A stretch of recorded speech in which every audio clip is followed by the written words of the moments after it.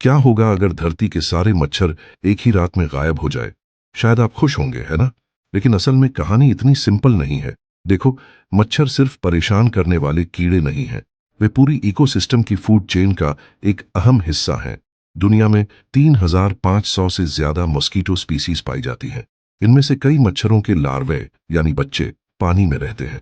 तालाबों, झीलों और दलदलों में रहने वाले ये लार्वे मछलियों, मेंढकों, ड्रैगन फ्लाइज और कई एक्वाटिक इंसेक्ट्स का खाना बनते हैं। जब ये बड़े होकर उड़ने लगते हैं तो पक्षियों, चमगादड़ों, मकड़ियों और कई रिपाइल्स के लिए भी भोजन बन जाते हैं।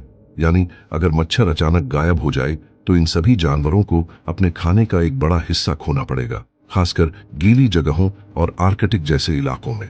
लेकिन असर यहीं खत्म नहीं होता। कई मच्छर खून नहीं पीते।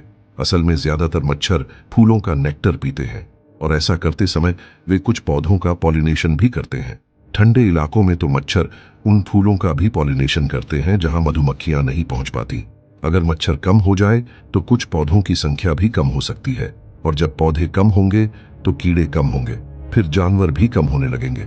मच्छरों के लार्वाए तालाबों और दलदलों में मौजूद ऑर्गेनिक वेस्ट को फिल्टर करते हैं। वे न्यूट्रिएंट्स को रिसाइकिल करते हैं और एल्गी को तेजी से फैलने से रोकने में मदद करते हैं।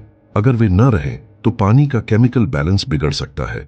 एल्गी तेजी से बढ़ सकती है और पानी में ऑक्सीजन कम हो सकता है, जिससे मछलियां भी मरने लगती हैं।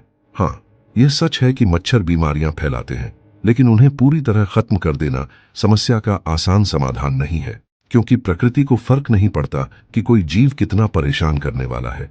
उसे फर्क पड़ता है कि वह इकोसिस्टम में कितना जरूरी है। और मच्छर दुर्भाग्य से नेचर के इस संतुलन का हिस्सा है।